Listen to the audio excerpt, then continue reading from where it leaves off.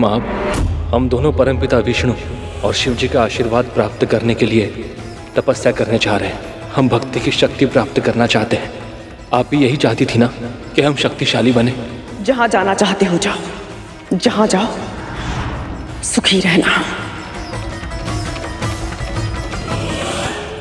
प्रणाम माँ।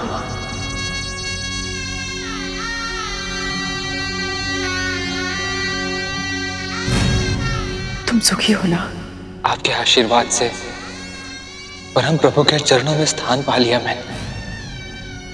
इससे अधिक सुख और क्या हो सकता है मेरे लिए?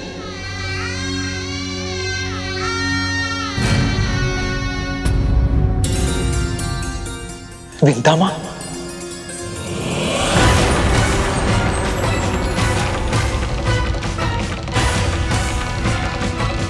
अनंत,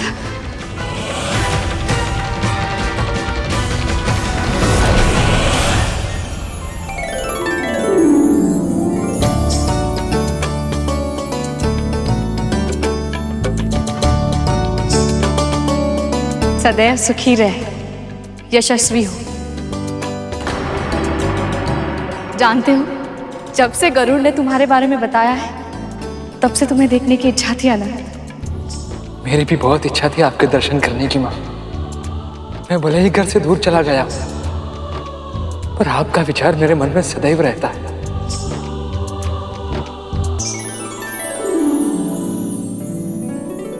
इतने वर्षों के बाद तुम्हारा पुत्र तुमसे मिला है कद्रू,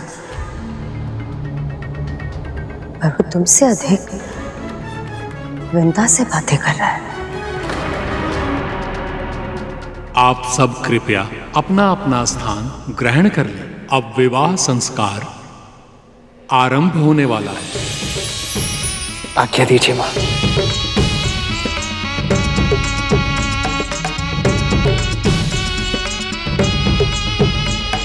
माँ, विवाह को संस्कार क्यों माना जाता है?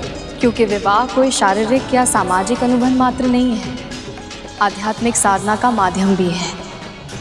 दो आत्माओं का पवित्र योग है विवाह। जब दो प्राणी विवाह का संकल्प लेते हैं, वो अपने अलग अलग अस्तित्वों को समाप्त कर एक सम्मिलित इकाई का निर्माण करते हैं, ताकि वो दोनों जीवन और समाज के प्रति अपने कर्तव्य को दो गुणी निष्ठा के साथ निभा सकें, अपने अपने पक्ष के साथ साथ कुलों का उद्धार करते हुए अपनी अगली पीढ़ी को जन्म देकर संसार के चक्र को आगे बढ़ा सके। विवाह वो बंधन है गरुड़, जिसमें बंधकर हम अपने माता पिता के ऋण को आंशिक रूप से चुका पाते हैं।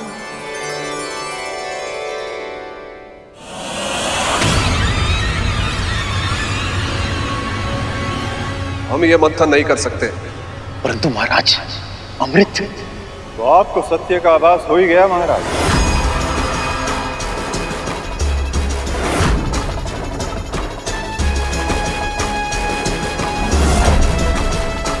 गुरुदेव आप? हाँ, मैं जानता था कि आपको देवताओं की सहायता के बिना अमृत प्राप्त नहीं होगा। फिर भी मैंने आपको प्रयास के लिए प्रोत्साहित किया। मुझे पता था महाराज कि आप इस कार्य में असफल होंगे। तभी आपको समझ में आएगा कि आपके वास्तविक शत्रु देवता नहीं बल्कि विष्णु है।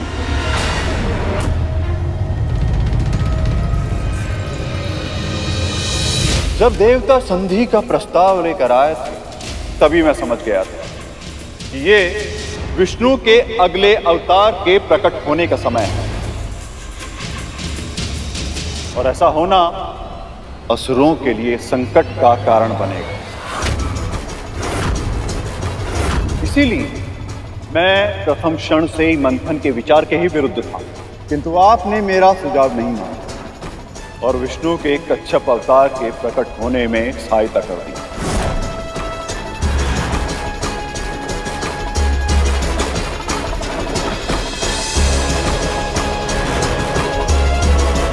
और इसी मूर्खता के कारण लक्ष्मी क्षीर सागर से वापस लौट आई।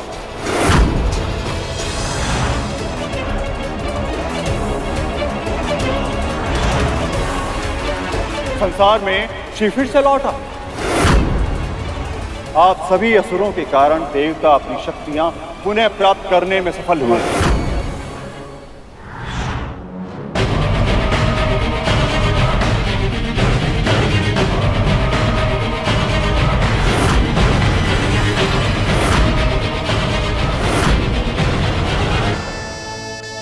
अग्निदेव, आरंभ कीजिए। जो आज्ञा ब्रह्मदेव।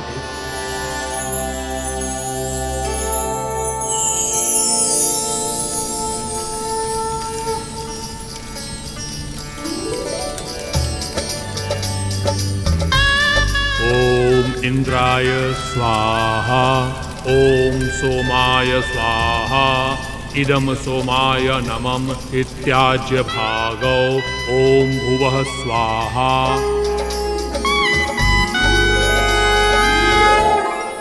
और अब विष्णु और लक्ष्मी दोनों देवताओं के साथ हैं, इसलिए देवता इस मंथन के कार्य को भी पूर्ण करेंगे और उन्हें अमृत भी प्राप्त होगा।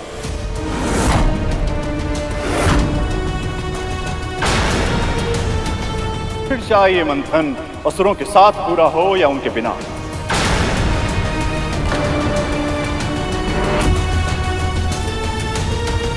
अब कन्यादान होगा। समुद्रदेव, महारानी, अब आप वधू का हाथ अपने हाथ में लें और उसे वर के हाथ में रख दें। कन्यादान का अर्थ होता है पिता द्वारा कन्या का सारा दायित्व वर के हाथों में सौंप देना और उस पर अपना अधिकार सदा के लिए त्याग कर देना। कन्यादान के बाद वधू पूरी तरह से वर की हो जाती है।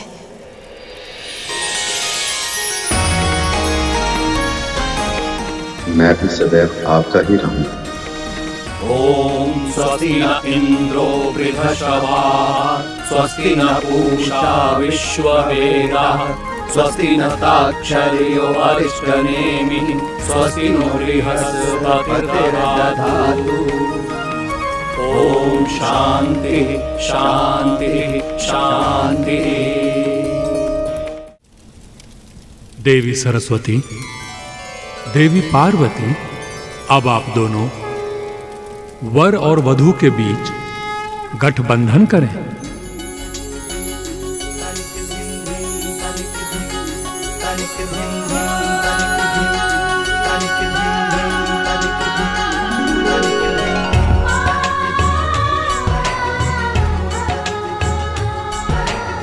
ध्यान से देखो पुत्र, इस गठबंधन में रखे जाने वाली हर वस्तु का एक विशेष अर्थ और महत्व है।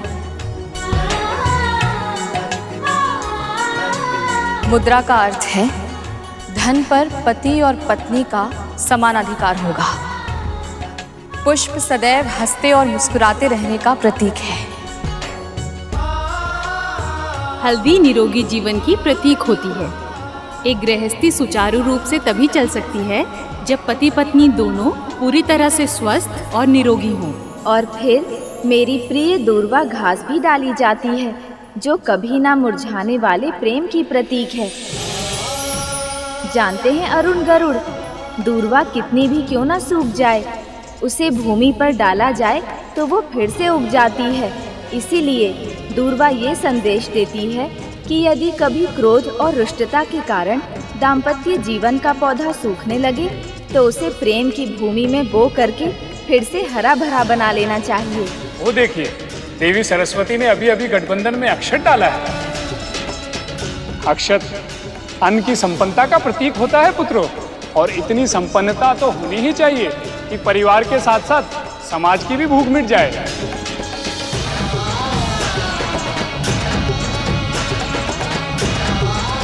अब तो आप सदा के लिए मेरे प्रेम के बंधन में बंध गई। इस प्रेम बंधन में बंध कर मुझे संसार के सारे सुख प्राप्त हो गए प्रभु। अब से सदैव मेरा नाम लेने से पहले आपका नाम पुकारा जाएगा। अरे वाह,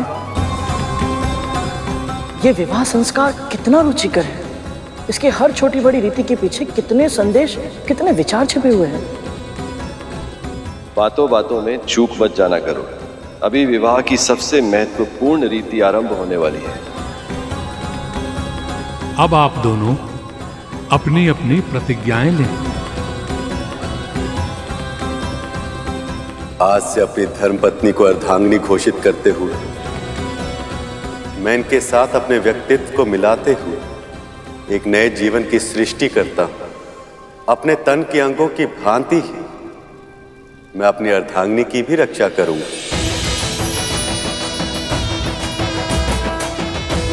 अपने जीवन को पति के साथ संयुक्त करके मैं एक नए जीवन की सृष्टि करूंगी।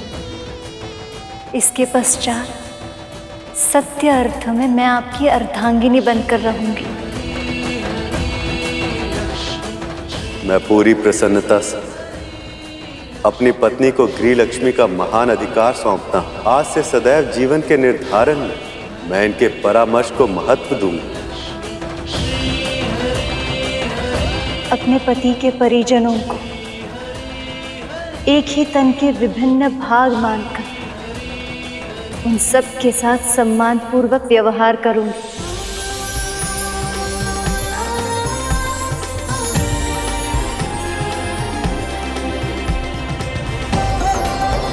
नारद, गरुड़, शेषनाग मेरे और श्री विष्णु के परिवार के अभिन्न अंग हैं। ये सब और मेरे सारे सच्चे भक्त ही तो हैं मेरा परिवार।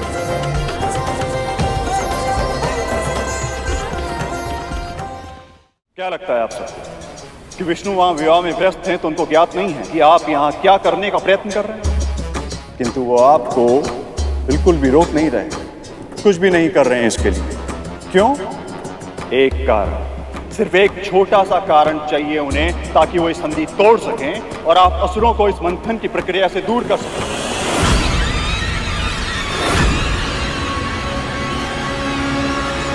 ताकि सारा का सारा अमृत देवताओं को प्राप्त हो सके।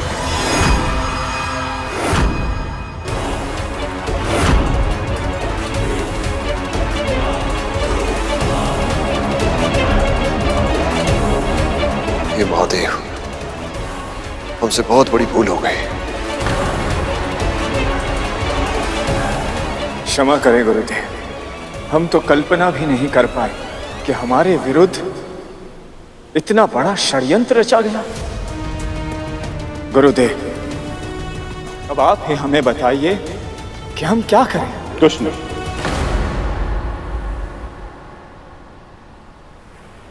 अब आप कुछ नहीं कर सकते, इसलिए जो संकल्प लिया है उसे पूर्ण करना होगा। विष्णु और लक्ष्मी का विवाह समाप्त होने तक की प्रतीक्षा कीजिए और उसके बाद पुनः मंथन के कार्य में जुट जाइए। और इस समुद्र मंथन के साथ साथ एक विचार मंथन भी अपने मस्तिष्क में हर क्षण करते रहिए कि असुरों को अमृत पहले कैसे प्राप्त हो।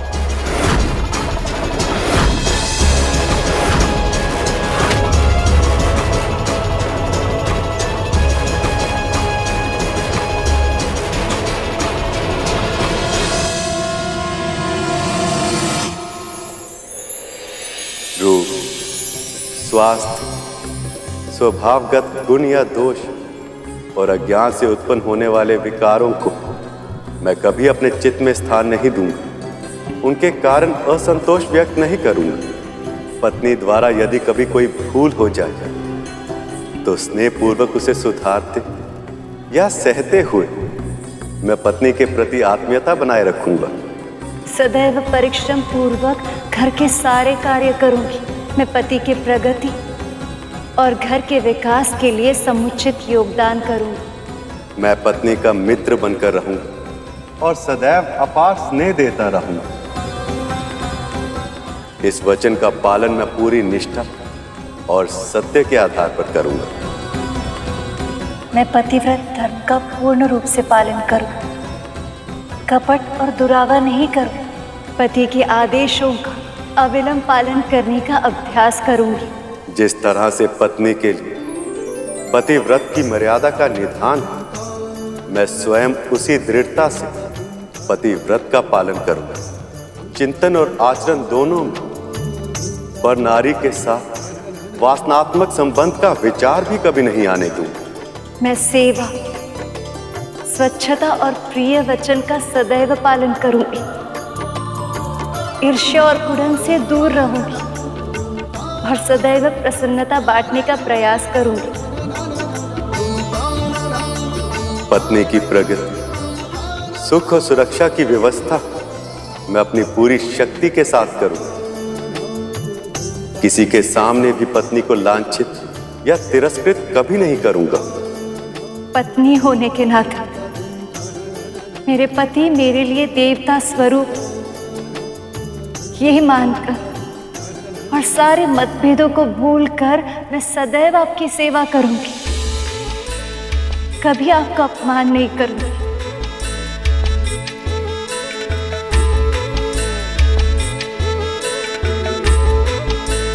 अब आप दोनों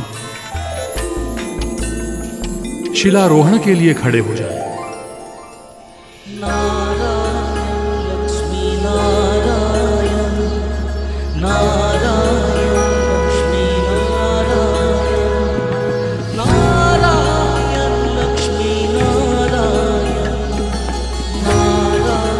हम दोनों ये प्रतिज्ञा लेते कि शिला की तरह स्थिर रहकर हम सदैव अपनी प्रतिज्ञाओं का पालन करेंगे।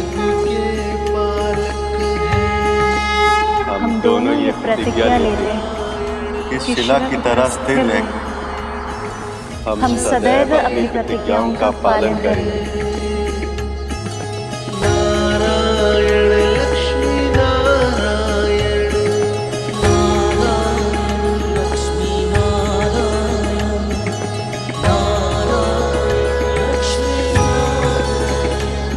अब वर वधू अग्नि के समक्ष फेरे लेंगे।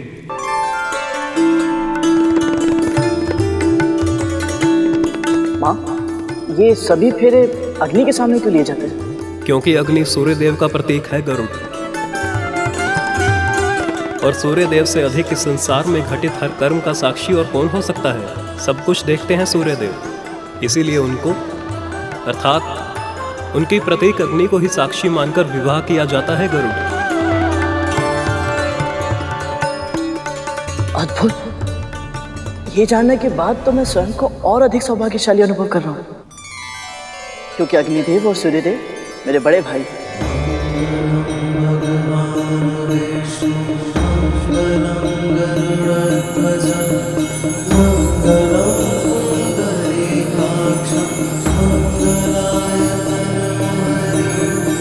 चाहे कैसी भी परिस्थिति क्यों ना हो, मैं आपसे कभी दूर नहीं जाऊंगी प्रभु।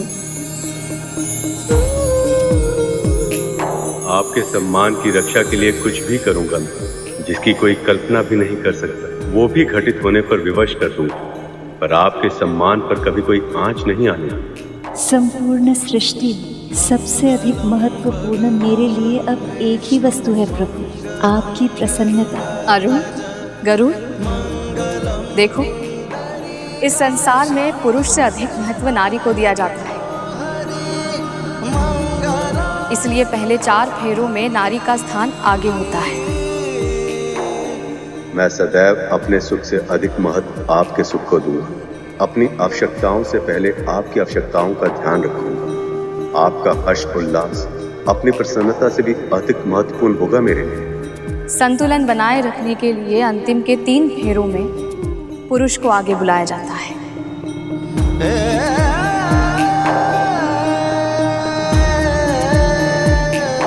वैसे तो मैं आपके ऊपर कोई संकट आने ही नहीं दूंगा, पर यदि विधि के विधानवश आ भी गए तो आप तक पहुंचने से पहले उसे मेरा सामना करना होगा। जो आपका अहित करेगा उसके सामने चट्टान बनकर खड़ा हो जाऊंगा।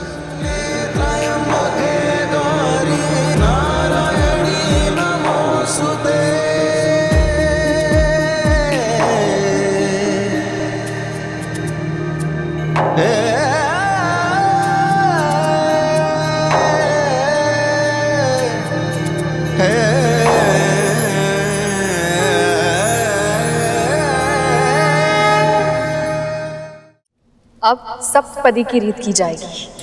सप्तपदी? ये क्या होता है? सप्तपदी का अर्थ होता है वर और वधू का एक साथ 7 पग चलना। ये 7 पग विवाह की लंबी यात्रा पर ठीक से चल पाने के लिए अनिवार्य होते हैं गरुड़।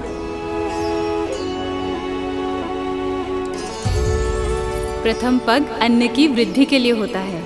अन्न का उत्पादन, अन्न की रक्षा और अन्न का सदुपयोग जो कर सकता है वही सफल गृहस्थ हो सकता है। अधिक पका लेना, झूठन छोड़ना और स्वच्छता का ध्यान न रखना, इन सभी बातों से स्वास्थ्य की हानि होती है। इसलिए आहार की सात्विकता का उचित ध्यान रखना दाम्पत्य जीवन का मुख्य उत्तरदायित्व है। दूसरा पग शारीरिक और मानसिक बल की वृद्धि के लिए होता है। व्यायाम, परिश्रम, उचित और नियमित आहार विहार से तन का बल स्थिर रहता है। अध्ययन और विचार विमर्श से मनोबल बढ़ता है। जिन प्रयत्नों से दोनों बल बढ़े, पति और पत्नी समर्थ, स्वस्थ और सशक्त बने, उनका उपाय सोचते रहना चाहिए। तीसरा पग धन की वृद्धि के लिए होता है। जैसे मुद्रा अर्जित करना आवश्यक है, वैसे ही व्यय की मर्यादाओं का ध्यान रखना दाम्पत्य जीवन का प्रमुख कर्तव्य है। चौथा पग होता है सुख की वृद्धि के लिए। पति पत्नी प्रसन्न चित्त रहे, मुस्कुराने का अभ्यास करें, हंसते हंसाते जीवन व्यतीत करें। सदैव ध्यान रखना, जो संतोष करना जानता है सुखी भी वही रह सकता है।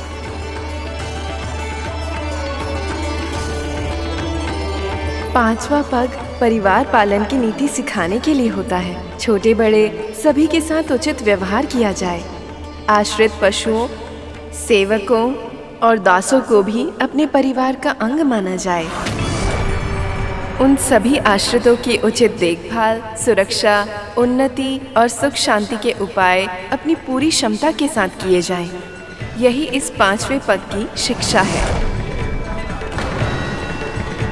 संतानों को जन्म देना स्वाभाविक है, इसीलिए दाम्पत्य जीवन में उसका भी स्थान है। परंतु इन कर्तव्यों का निर्वहन करते हुए भी मर्यादाओं का पूरी कठोरता और सतर्कता से पालन किया जाना चाहिए। यही इस छठे पग का संदेश है।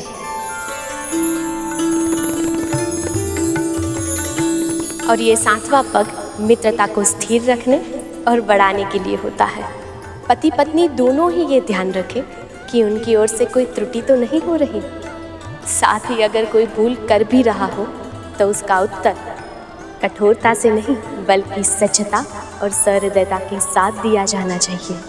दुष्टों के साथ दुष्टता की नीति सांसारिक व्यक्तियों के साथ एक सीमा तक अपनाई जा सकती है, परंतु अपने साथी का हृदय जीतने के लिए उदारता, सेवा, सौजन्यता और क्षमा जैसे शस्त्र ही उपयोग में लाने जाने चाहिए। सब पदी में 7 पग बढ़ाते हुए 7 सूत्रों को आत्मसात करना होता है। इन आदर्शों और सिद्धांतों को यदि पति पत्नी अपना लें और इस मार्ग पे चलने के लिए पग से पग मिलाकर अग्रसर होने की ठान लें, तो दाम्पत्य जीवन की सफलता में संदेह की संभावना ही नहीं बचती।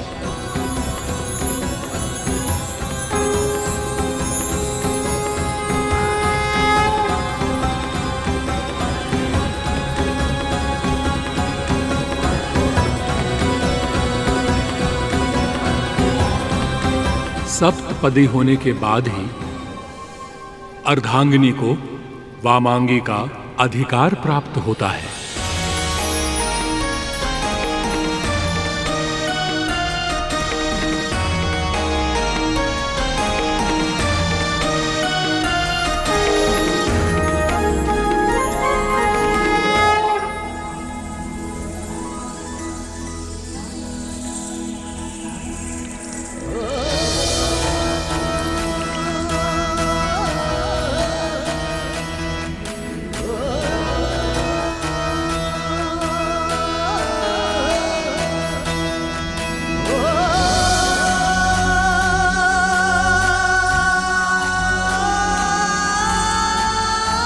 अब देवी लक्ष्मी की मांग में सिंदूर डालने की विधि आरंभ होगी।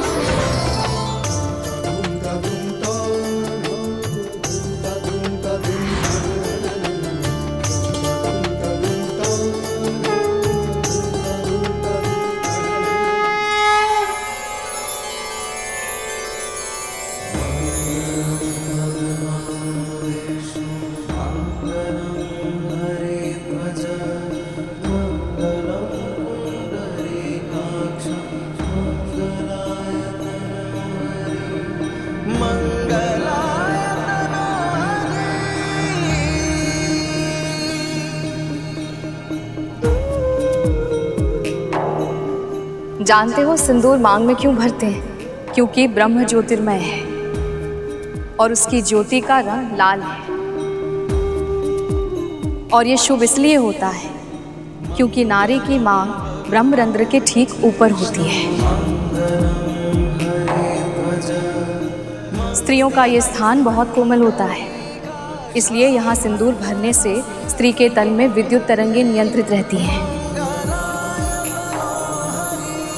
सिंदूर दान की इस अंतिम रीति के साथ अब विवाह संपन्न हुआ।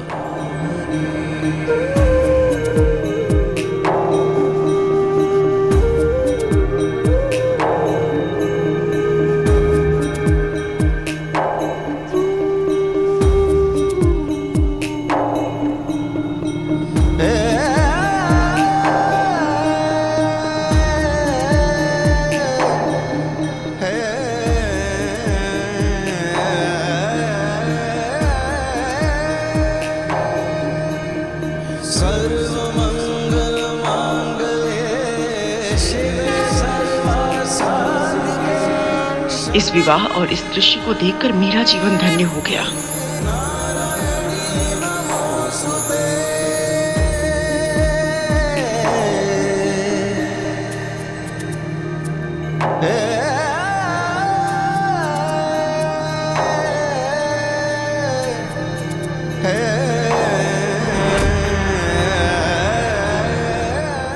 कद्रू,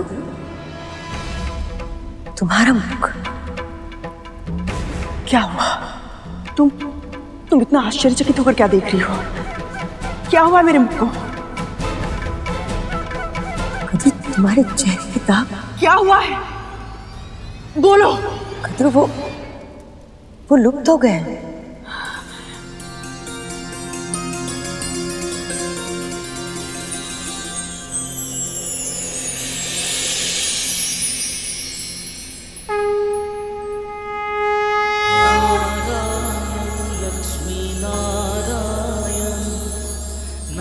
धन्यवाद प्रभु विष्णु, धन्यवाद। माता लक्ष्मी, आपको कोटि कोटि धन्यवाद।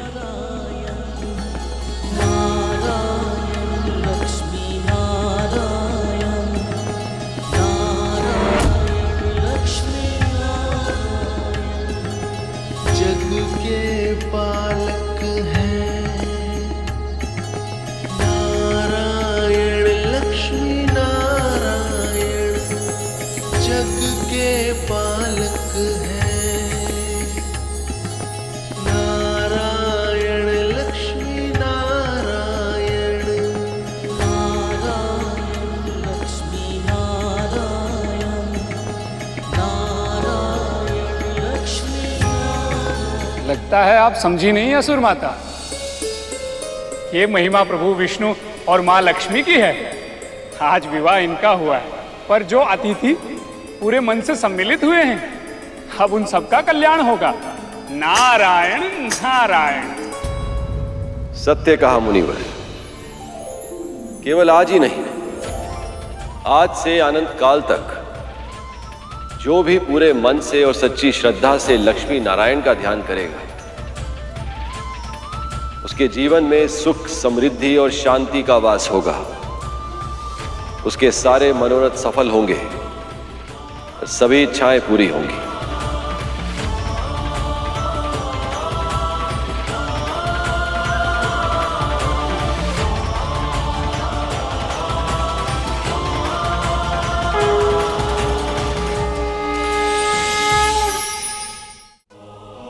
मेरी तो बस एक ही इच्छा है, मेरी संतानों को अमृत मिल जाए और वो सर्वशक्तिमान बन जाए।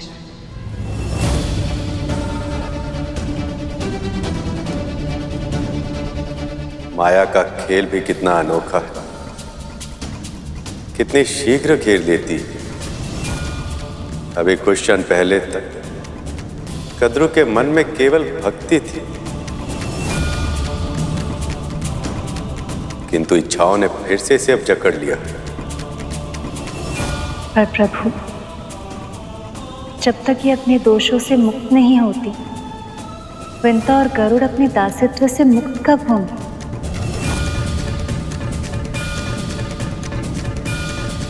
शीघ्र होगा। अब वो मेरा दायित्व है।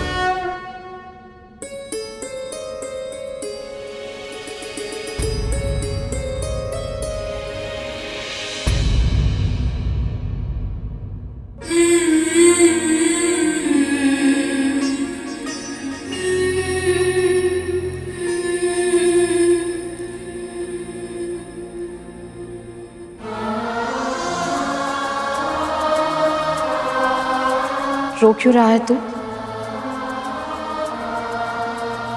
मुझे दासी के इन वस्त्रों में देखकर? ये तो होना ही था ना गरुड़। परंतु क्यों माँ? जब प्रभु विष्णु और माता लक्ष्मी के आशीर्वाद से बड़ी माँ के मुख के धब्बे हट सकते हैं, फिर हमें दासत्व से मुक्ति क्यों नहीं कर? किसी और को क्या मिला है और हमें क्या नहीं मिला, ये सोचना व्यर्थ है। मैं अपने जीवन में ये भूल एक बार कर चुकी हूँ, जब मैंने अपने सौभाग्य से प्रसन्न होने के स्थान पर अपना ध्यान कद्रू दीदी के सुख पर केंद्रित कर दिया था, जिससे मेरे मन में ईर्ष्या के महापाप ने जन्म ले लिया था। गरुड़, मैं नहीं चाहती तो भूल कर भी वही भूल फिर से दोहरा दे।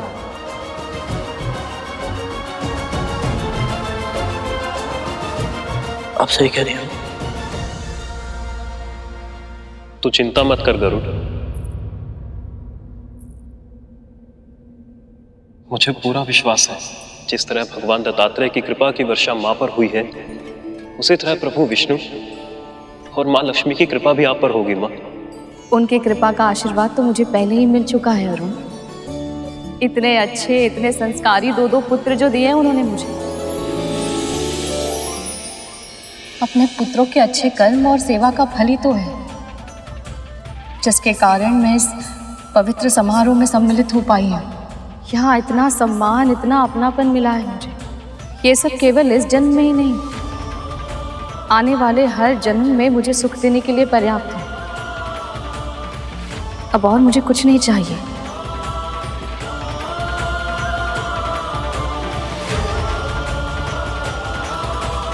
जब आपके सुख का दायित्व स्वयं प्रभु विष्णु के लिए, तो अब कोई संकट, कोई पीड़ा आपको छू नहीं पाएगी। प्रभु, विदाई के इस भावुक क्षण में हम दोनों की ओर से एक छोटा सा उपहार स्वीकार कीजिए।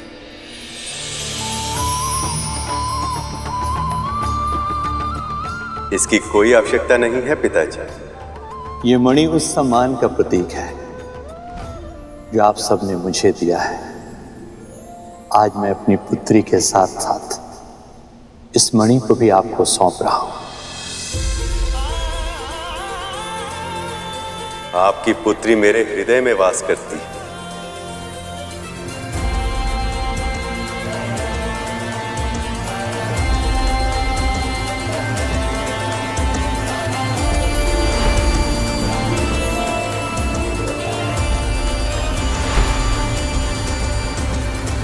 इसलिए आज से इस मणि को मैं अपने हृदय के निकट धारण करूंगा, ताकि देवी लक्ष्मी को अपने माता पिता की निकटता का आभास सदैव होता रहे।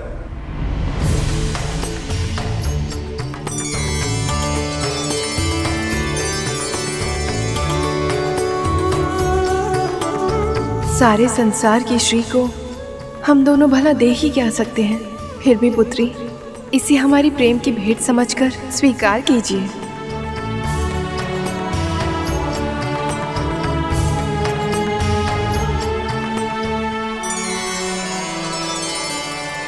बड़ी विचित्र बात है ना, सारा संसार जिस लक्ष्मी देवी को पाने की चेष्टा करता है, आज मैंने उनका कन्यादान किया है।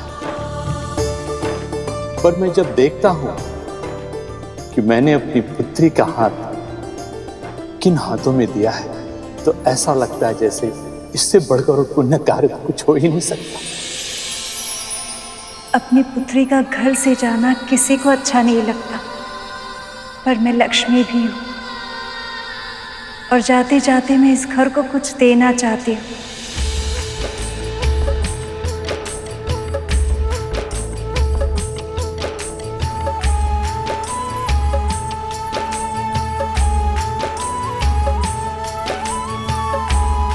ये खिल प्रसन्नता का प्रतीक है जो मुझे इस घर ने दिया है।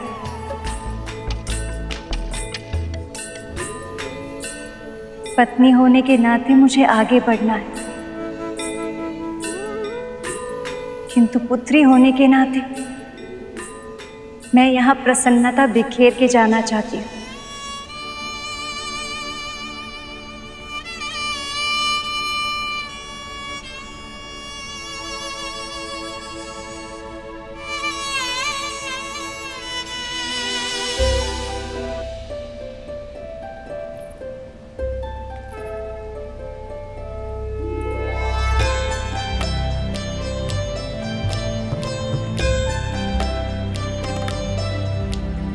सुमनत वंदित सुंदरी माधवी चंद्र सहोदरी है ममाए मुनि गण वंदित मोक्ष। जिसका पुत्र स्वयं स्वर्गाधिपति हो उसे किसी के सामने झोली फैलाने की क्या आवश्यकता। सद्गुण वर्षिणी शांति युते जय जय है मधुसूदन कामिनी धन लक्ष्मी रूपेणा पालय मां। श्लो अष्टलक्ष्मी नमस्तुभ्यं वरद काम रूपिणी विष्णु वक्षः स्थलारूढ़ भक्त मोक्ष प्रदायिनी जगत मात्रे च मोहिन्ये मंगलम शुभ मंगलम।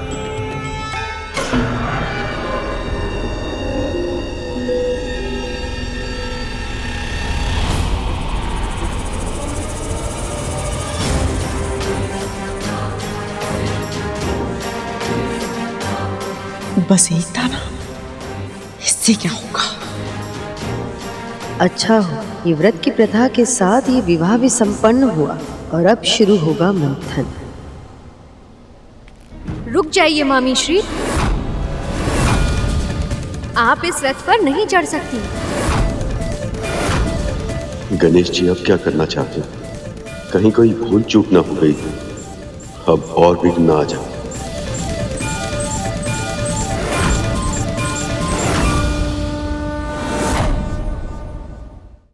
क्या हुआ गणेश? तुम्हारा और तुम्हारे मूषकों का पेट नहीं भरा क्या?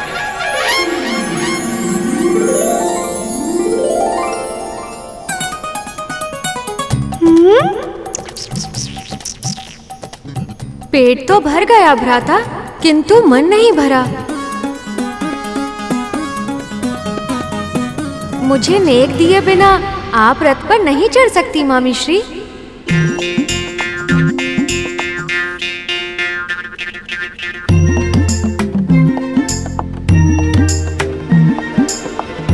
स्वामी,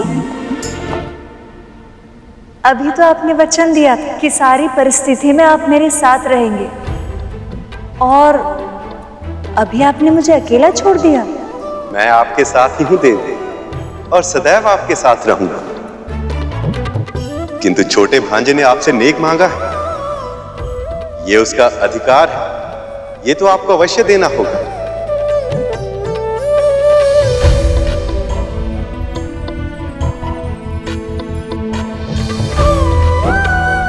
गणेश, आप बुद्धि के देवता हैं और मैं धन वैभव की देवी, और जब बुद्धि ही ना हो तो धन कैसे प्राप्त कर सकते हैं। आज मैं आपको आशीर्वाद देती हूँ कि हम दोनों की पूजा अब से साथ में होगी।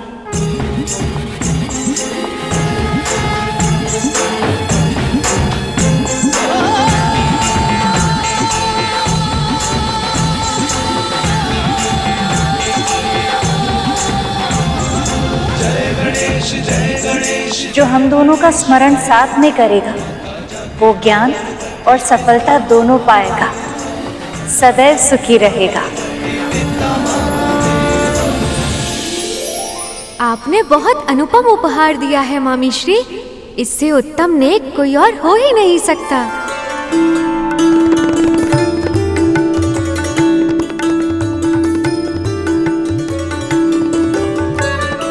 आइए देवी।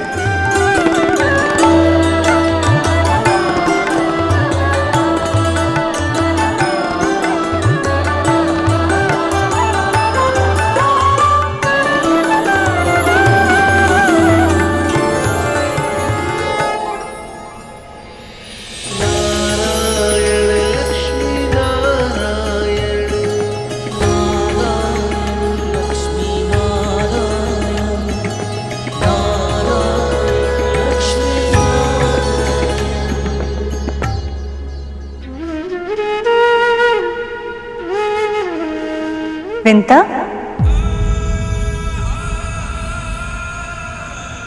तुम वहां क्यों खड़ी हो? तुम्हें हमारे साथ वैकुंठ चलना है। मैं वैकुंठ, प्रभु विष्णु के धाम?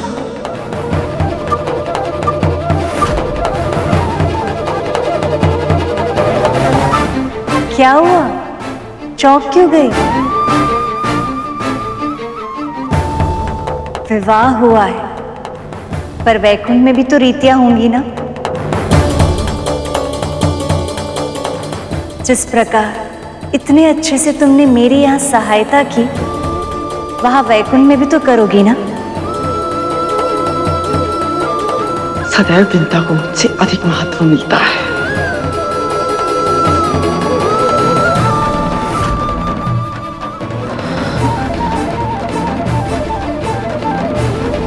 पर माँ, मैं कैसे?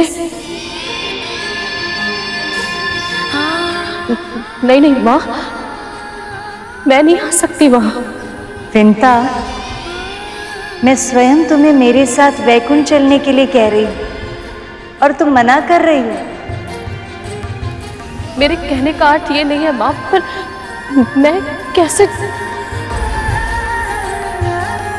देवी विंता, वैकुंठ की स्वामिनी ने स्वयं आपसे साथ चलने का आग्रह किया। आप इनका आदेश टाल नहीं सकती।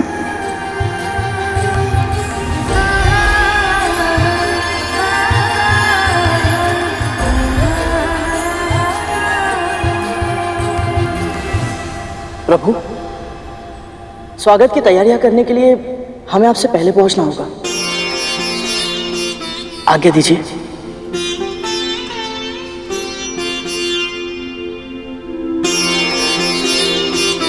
चलिए मां।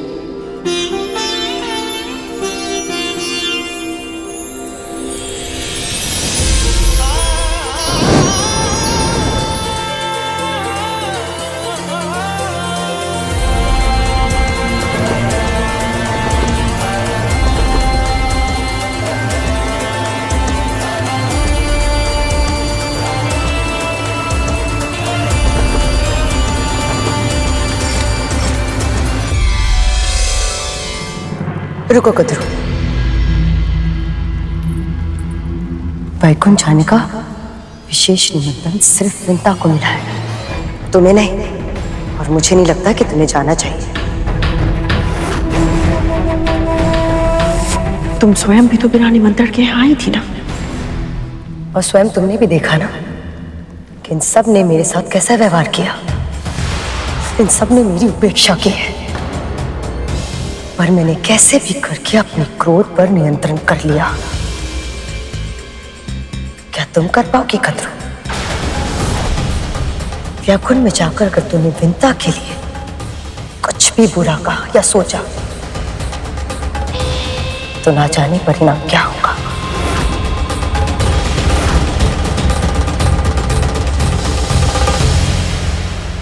यदि प्रभु विष्णु और देवी लक्ष्मी मुझसे रुष्ट हो गए, तो अपने पुत्रों के लिए अमृत पाने का मेरा स्वप्न स्वप्न ही रह जाएगा। तुम ठीक कह रही हो, मुझे वैकुंठ नहीं जाना चाहिए।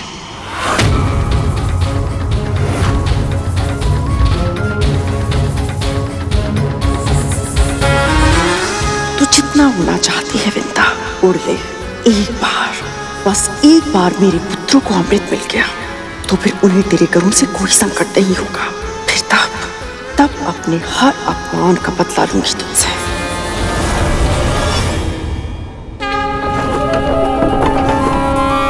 अद्भुत, अविश्वसनीय, कितना सुंदर है ये लोग।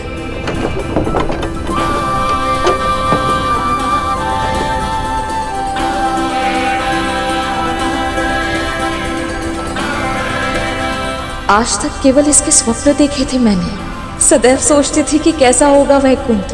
अपनी कल्पना से इसके भित्ति चित्रों में रंग भरती थी, पर यह स्थान तो मेरी कल्पना से भी परे है गरुड़। मैं साक्षात वैकुंठ की यात्रा कर रही हूँ।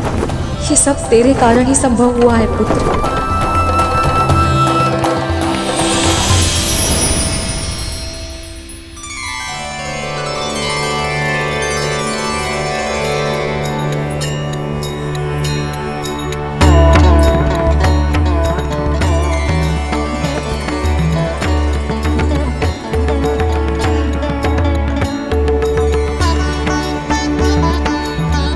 मुझे तो विश्वास ही नहीं हो रहा गरुड़।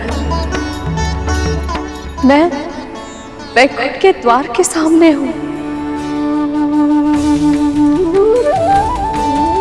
इतना बड़ा सौभाग्य, इतना सारा सुख, क्या कल्पनीय है गरुड़, अकल्पनीय।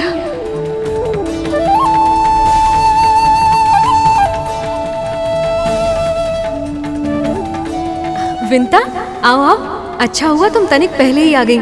एक बार तुम भी देख लो, गृह प्रवेश की कोई सामग्री छूट तो नहीं गई? मैं? हाँ, मैं कैसे देखूं? अरे चलो भी। ये देखो।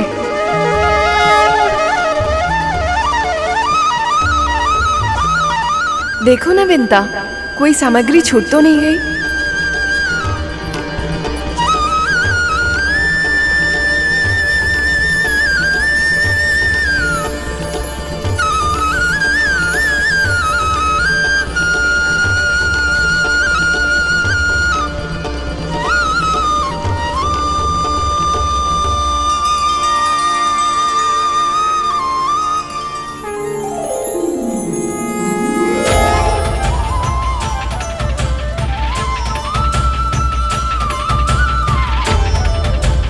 वाह, प्रभु विष्णु और माता लक्ष्मी आ गए।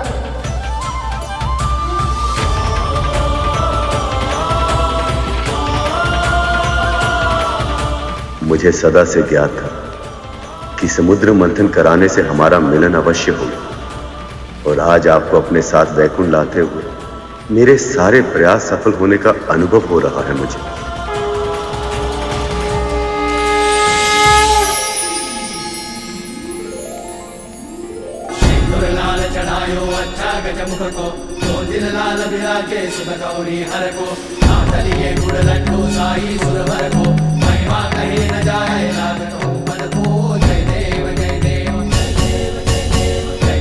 पूजा स्वीकार करें गणपति, भीतर पधारें।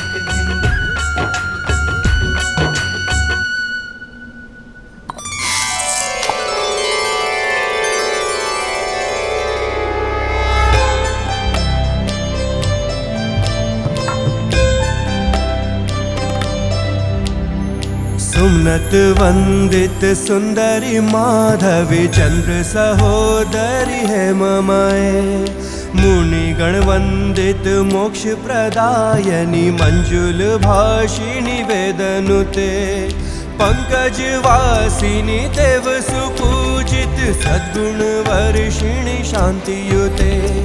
जय जय है मधुसूदन कामिनी आदि लक्ष्मी परिपालय मां।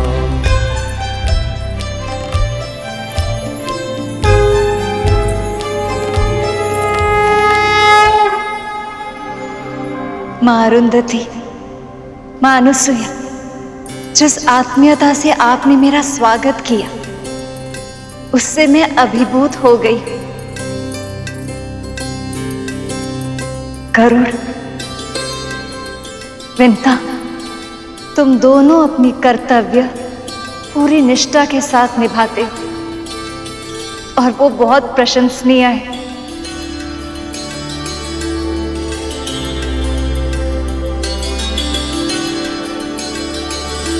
और सबसे अधिक धन्यवाद मैं आपको कहना चाहती हूँ स्वामी। आप ही के कारण इस अद्भुत आनंद का अनुभव करने का अवसर मिला मुझे। केवल आप ही नहीं दे, संसार की हर स्त्री इसी सम्मान की अधिकारी, क्योंकि पत्नी का धर्म निभाते समय वो जितने त्याग करती है उसकी कल्पना भी नहीं की जा सकती। मेरे सखा ने बिल्कुल सत्य कहा है देवी।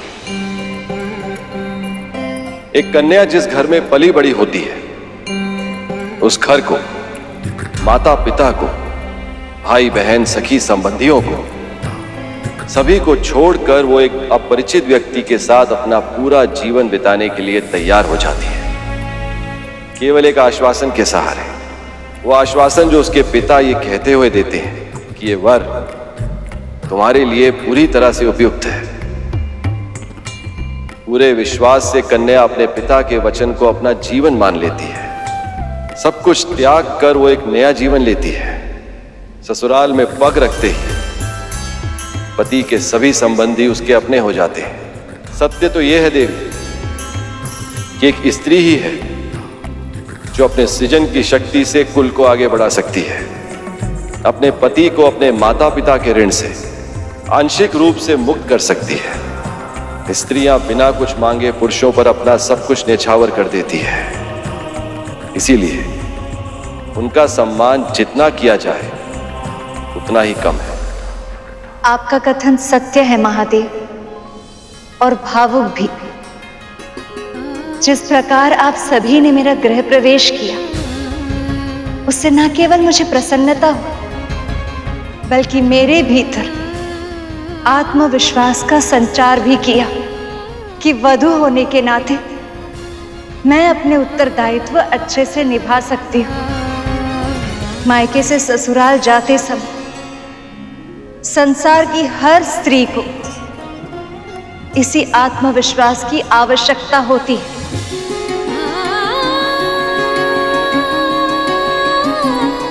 इसलिए मैं ये संकल्प लेती हूँ स्वामी, आज से जो भी परिवार अपने बहू का गृह प्रवेश इन सब संस्कारों के साथ करेगा, मैं स्वयं उस स्त्री के भीतर स्थिर निवास करके उसे गृह लक्ष्मी बनाऊंगी। उसके शुभ हाथों से हल्दी के छाप उस घर के कष्ट और रोगों को मुक्त करेंगे। अक्षत बिखेरने से उस घर में संपन्नता और प्रसन्नता बिखरेगी, और आलते से रंगे हुए उसके पदचिह्न उस घर को धर्म और सफलता का मार्ग दिखाएंगे।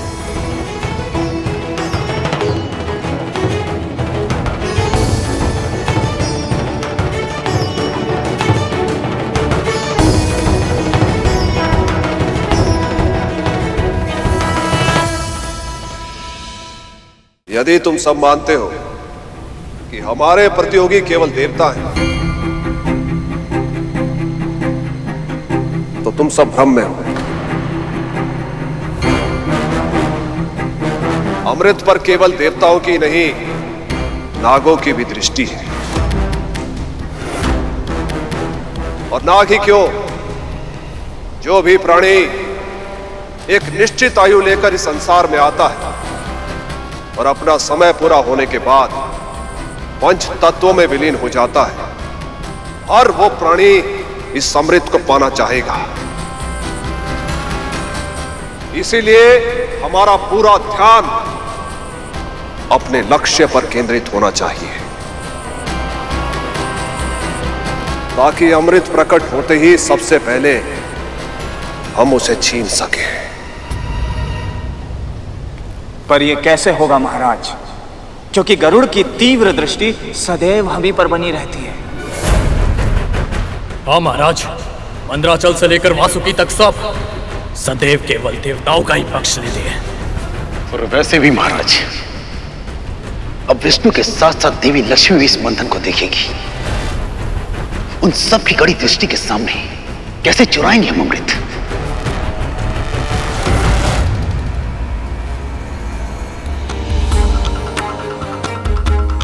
नारायण नारायण।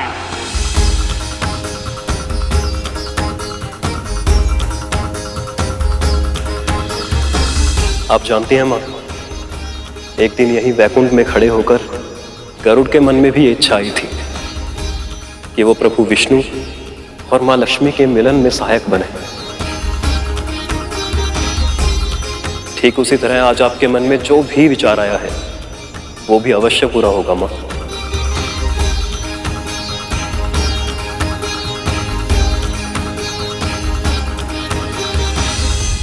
वैसे सखी, जब से आपने स्वयंवर में नारायण को चुना है तब से मेरे भीतर एक प्रश्न उमड़ रहा है। कहाँ तो आप मृगनयनी, मनमोहक लाल गालों वाली रूपवती देवी, और कहाँ ये नारायण जो कभी तो सलोने दिखाई देते हैं और कभी सांवला श्याम रंग धारण कर लेते हैं। आप कमल पुष्प पर विराजती हैं और ये विशाल सर्प पर।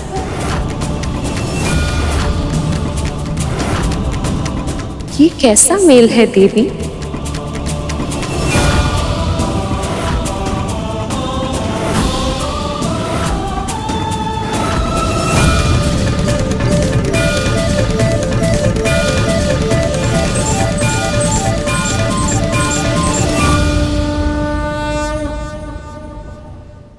माँ पार्वती, आप प्रभु के बारे में ऐसा कैसे कह रही हैं? और क्यों? ये भी एक रीति होती है गरुड़। नंदे और भाभियां नववधू से उपहास करती हैं ताकि उसे ससुराल में हिचकिचाहट ना हो और वो अपने मन की बात सबके सामने रख पाए।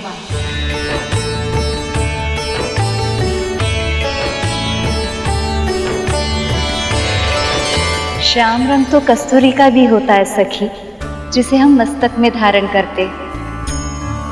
मेघ भी तब वर्षा करता है जब उनका रंग श्याम हो। और एक बात तो भूल गई सखी, सबसे विशेष कमल का रंग भी श्याम है। और गालों की लाली का क्या कहना, लाल तो कौवे की जीभ भी होती, पर वो हमेशा बोलता है कर्कश स्वर में। इसलिए ये मेल अनमोल है।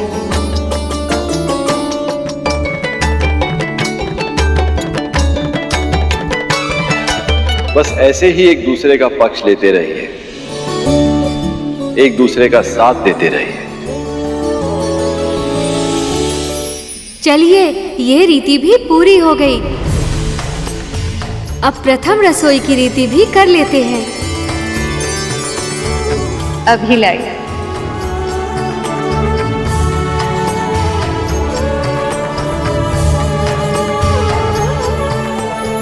माँ,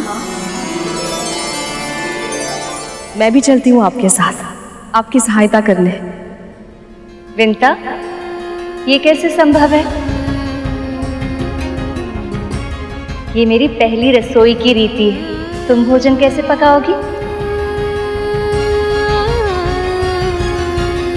कहीं तुम्हें ऐसा तो नहीं लग रहा कि मुझे भोजन पकाना आता ही नहीं? नहीं नहीं माँ, मेरे कहने का अर्थ ये नहीं था। मैं तो बस आपकी सहायता करना चाहती हूँ। विंता, तुमने अनगिनत बार हम सबको भोग लगाया है। आज पहली बार मुझे ये अवसर मिला कि मैं तुम्हें कुछ खिला सकूं। तुम ही बताओ, मैं ये अवसर ऐसे व्यर्थ कैसे जाने दूं?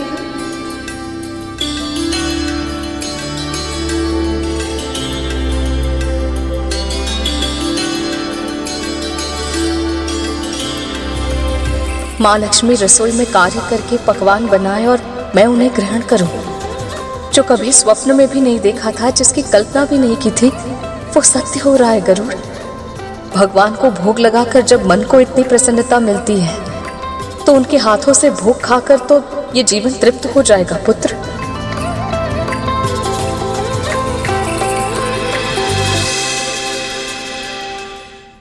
ये लीजिए स्वामी, अपनी पहली रसोई की रीति में मैंने मखाने की खीर बनाई।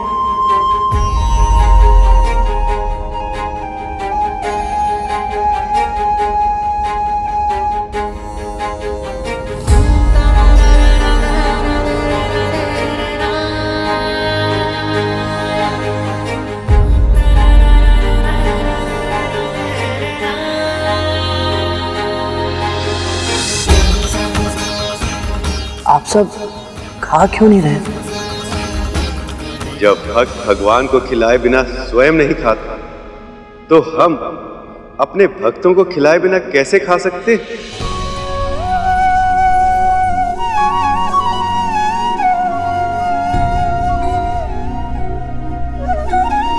खाइए देव।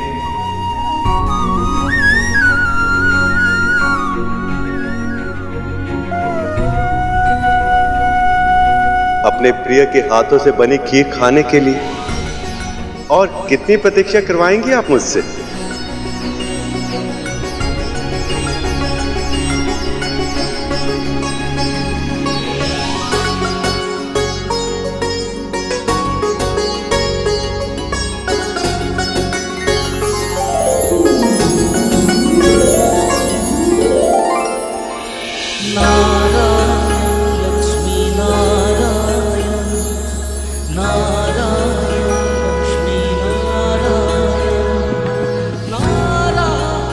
यदि बड़ी माँ यहाँ होती तो देखती कि मेरी माँ किस सम्मान के योग्य है।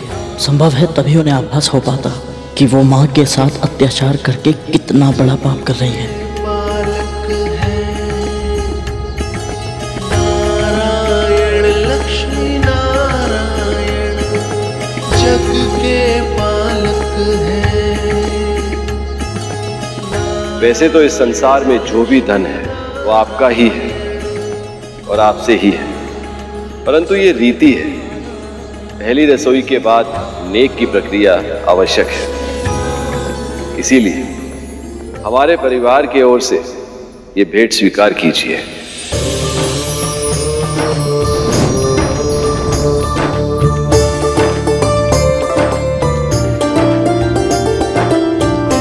जन कल्याण का साक्षात स्वरूप है आप दोनों। आप सदैव जन कल्याण करते रहिए, यही हमारा आशीर्वाद है और हमारा उपहार भी। प्रभु, देवी लक्ष्मी, ये मेरी और देवताओं की ओर से आपके लिए छोटी सी भेंट।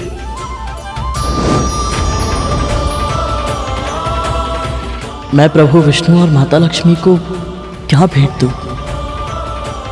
अब हमें प्रस्थान की आज्ञा दीजिए।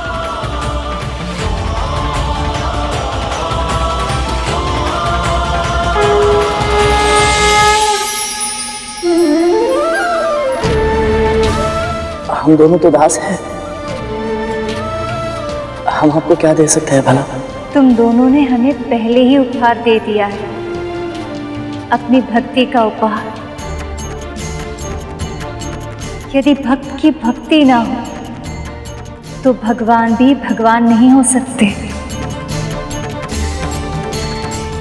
अब आज्ञा दीजिए प्रभु, ताकि महारानी के महल लौटने से पहले मैं वापस पहुंच सकूं। देवी विंता, आपकी कर्तव्य निष्ठा सत्य ही अद्भुत है। प्रस्थान कीजिए।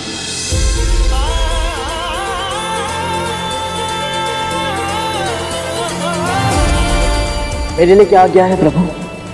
तुम्हारा संदेश सही था गरुड़। असुरों ने मंथन का प्रयास इसलिए किया था ताकि वे अमृत को अकेले ही पा सके, किंतु वह विफल हुए। इसलिए अब उनकी इच्छा और भी तीव्र हो गई है और वह अमृत को चुराने के लिए किसी भी सीमा तक जा सकते हैं। अब यह हमारा दायित्व है गरुड़। हमें यह सुनिश्चित करना होगा कि अमृत अयोग्य के हाथों में न जाए। ऐसा ही होगा प्रभु, अमृत उसे ही मिलेगा जिसे आप चाहेंगे।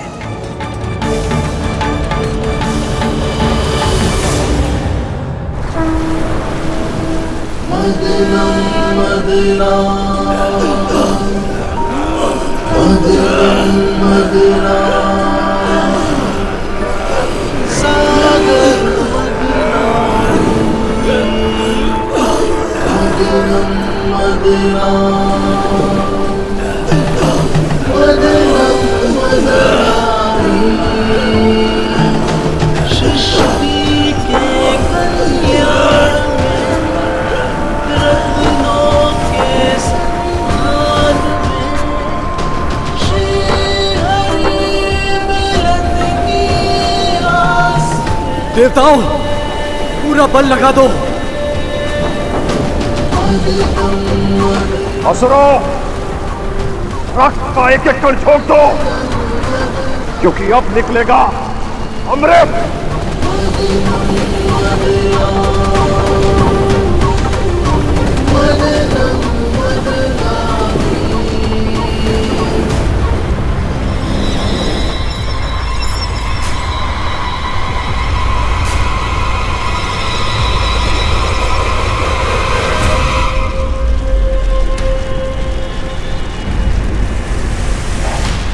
ये दुर्गंध कैसे? ये कैसी दुर्गंध है देवराज?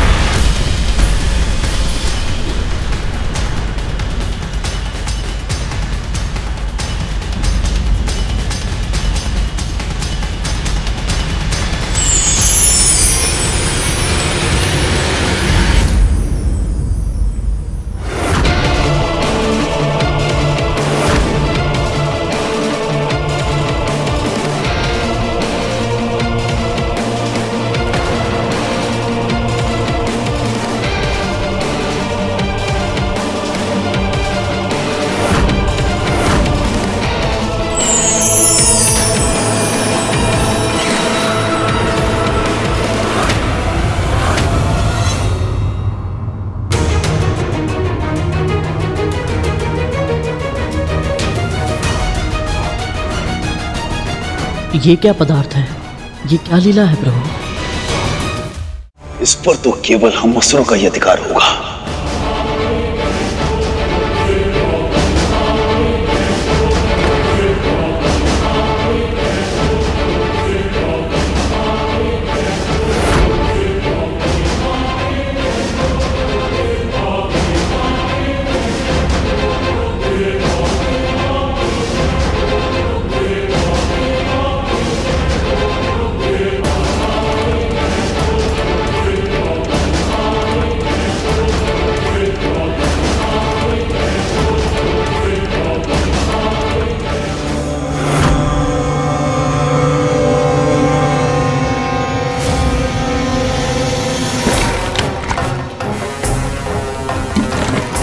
असुरों, ये अमृत नहीं है, वारुणी है।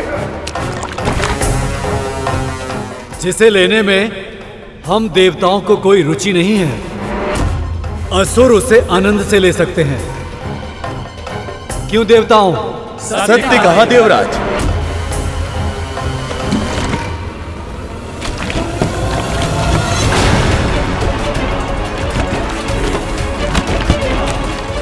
देखिए प्रभु, देवताओं ने अपनी सूझबूझ से इस समस्या को टाल दिया।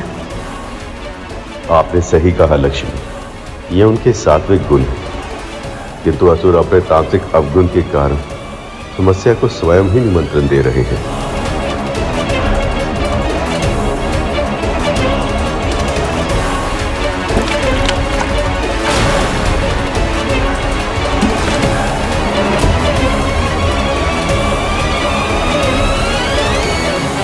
सारा पान तू अकेला कर जाएगा और हम मुंह देखते रहेंगे। ला असुरों, आपस में कलेश करने का कोई लाभ नहीं होगा। सुना नहीं तुम सबने?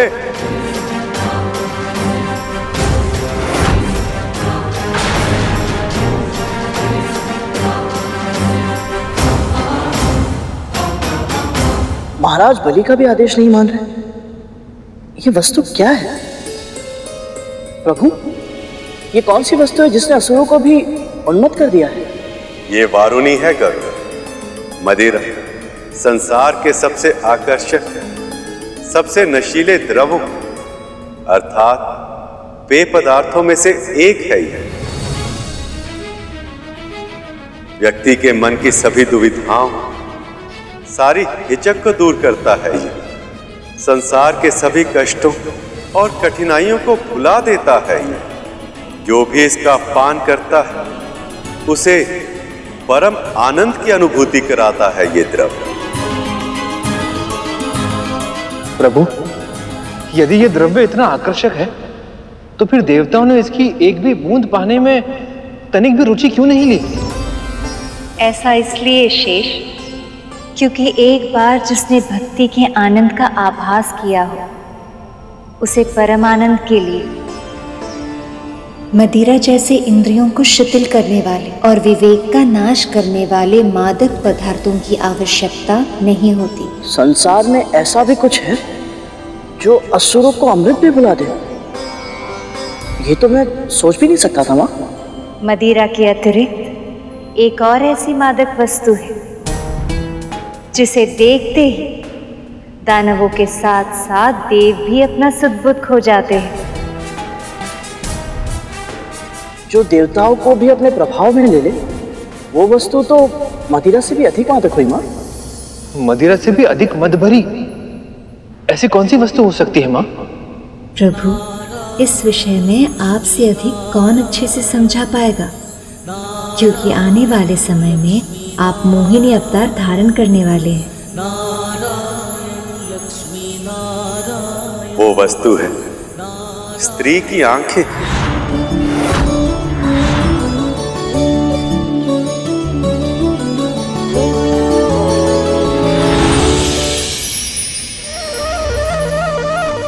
शेष, गरुड़, हर सफल पुरुष के पीछे किसी न किसी स्त्री का योगदान अवश्य होता है। स्त्री की शक्ति की कल्पना भी नहीं की जा सकती। यदि स्त्री चाहे तो पुरुष अपने उद्देश्य पर ऐसे ध्यान केंद्रित कर सकता कि वो कभी भटकता नहीं। और यदि स्त्री चाहे तो पलक झपकते ही पुरुष अपने लक्ष्य को भूलकर उसकी मद भरी आंखों में खो सकता।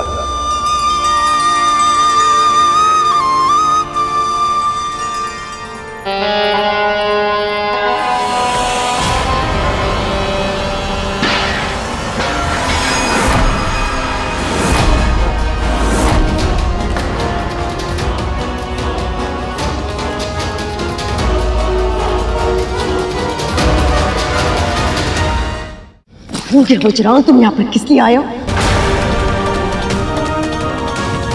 हाँ? तुम्हें अपना ध्यान केवल मंथन पर केंद्रित रखना है। अमृत ही तुम्हारा एकमात्र उद्देश्य होना चाहिए राहु। ये मदिरा वो जाल है जो तुम्हें अपने लक्ष्य से भटकाएगा।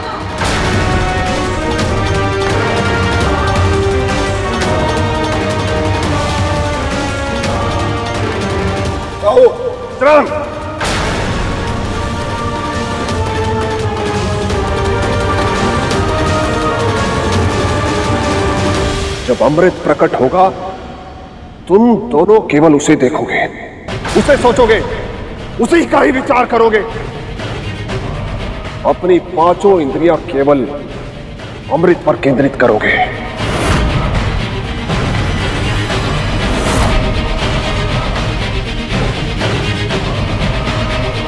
यदि तुम इस योजना में असफल हुए तो हमारी योजना भी असफल हो जाएगी। स्मरण रखना।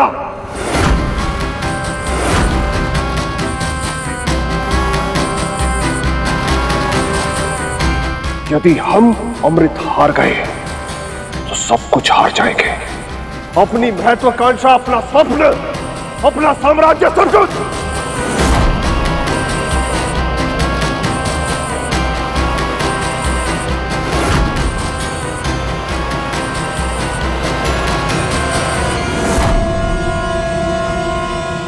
हम समझ गए महाराज। अब आप जो कहेंगे महाराज, बस वही होगा। चलो।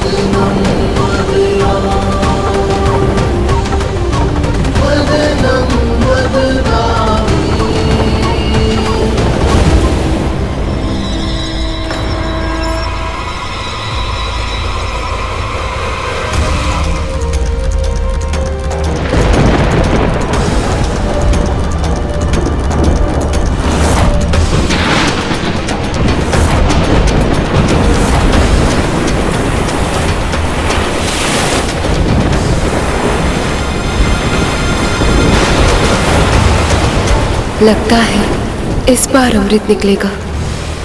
इस अमृत पर मेरे पुत्रों का ही हक है और उसे पाने से मेरे पुत्रों को विष्णु भी नहीं रोक पाएगा।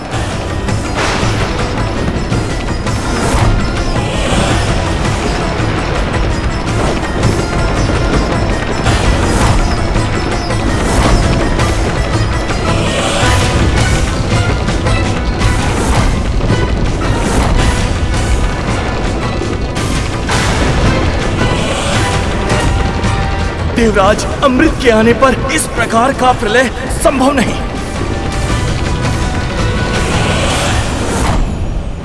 महाराज, इसका तेज असहनीय है। क्या हो सकता है?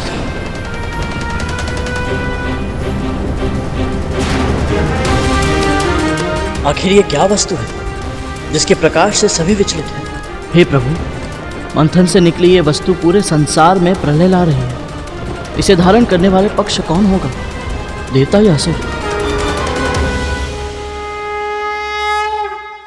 पक्षीराज गरुड़ के साहस भरे कारनामे देखने के लिए चैनल को सब्सक्राइब करें और साथ ही बेल आइकॉन दबाना न भूलें।